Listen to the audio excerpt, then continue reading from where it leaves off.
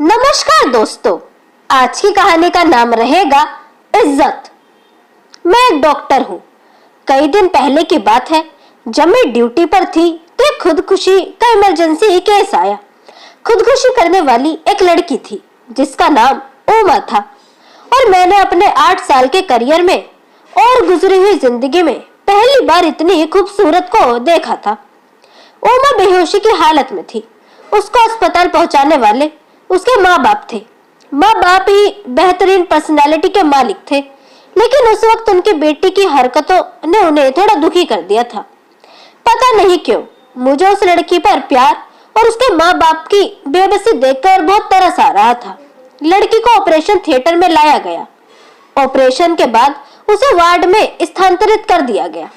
उसके माँ बाप को बता दिया गया कि अब उनकी बेटी खतरे से बाहर है।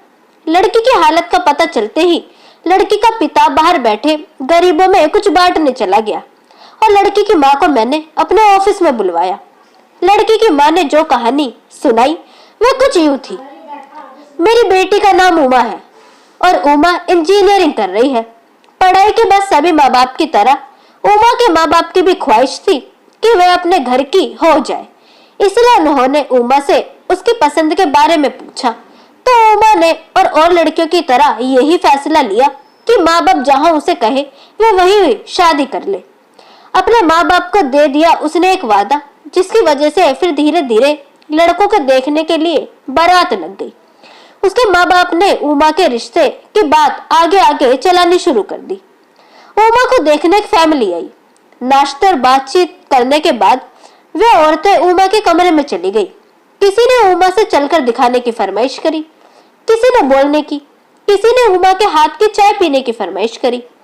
उसके बाद वह इजाजत लेकर चली गई, लेकिन लड़के वालों ने कुछ दिन बाद बिना कोई बात बताए ही रिश्ते से इनकार कर दिया।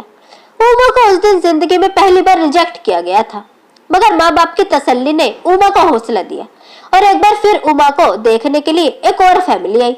उन्होंने भी खाना खाने के बाद उमा के हाथ की चाय पीने की फरमाइश करी। चाय के बाद इजाजत चाहिए।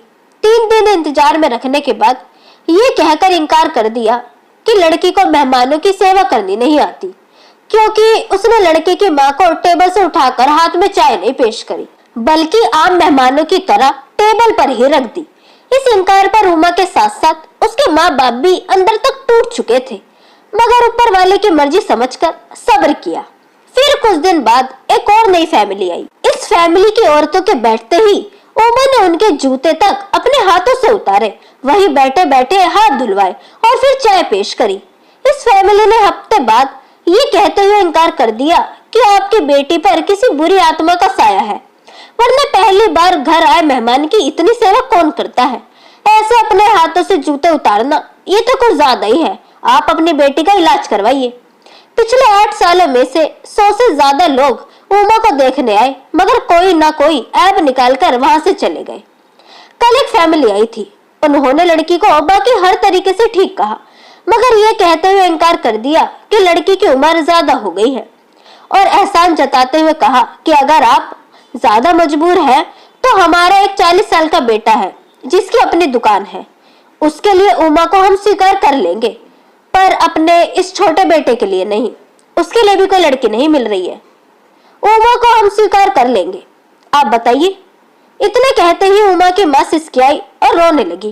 कहा, आप भी तो एक माँ है। सोचे माँ जितनी भी मजबूर हो गैरों के सामने कैसे कह सकती है कि मेरी बेटी कल सारा दिन मेरे सीने से लगकर रोती रही।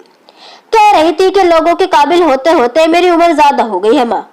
फिर न जाने कब उसने दुनिया को छोड़ने का फैसला कर लिया, क्योंकि वह कहती थी मेरा मनुष्य साया मेरी छोटी बहन को भी माँ बाप की दहलीज पर बूढ़ा कर देगा। मैंने उमा की माँ को पानी पिलाया। इतने में उसके बाप पीछे पीछे वार्ड बॉय दाखिल हुआ और आकर बताया कि उमा को होश आ गया है। उमा की माँ बिजली की तेजी से वार्ड से पहुंची। उमा का सर उठाकर सीने से लगाया। उमा का पिता और मैं एक साथ कमरे में दाखिल हुए।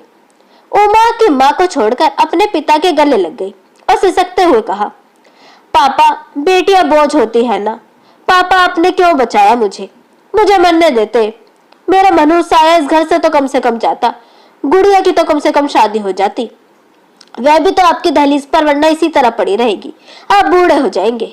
बाप चुपचाप आंसू बहा रहा था। जब मैंने हालत आउट ऑफ कंट्रोल होते देखी तो उमा को तसल्ली दी और एक इंजेक्शन दे दिया। फिर उमा के माँ बाप को लेकर ऑफिस में आ गई और उनकी बेटियों को अपने दोनों भाइयों के लिए मांग लिया।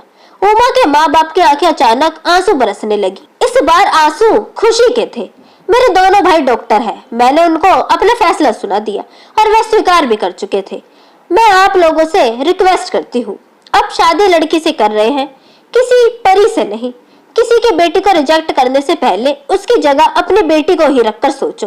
मैं डॉक्टर होने की हैसियत से कहती हूँ, अगर ऐप देखकर रिजेक्ट करना हो तो लड़कियों से दुगनी ताकत जो होती है वो लड़कों के रिजेक्शन के लिए होती है, क्योंकि उनके पास इतने ज्यादा चीजें ऐसी होती हैं जो वो बिल्कुल ही सरल तरीके से नहीं करते।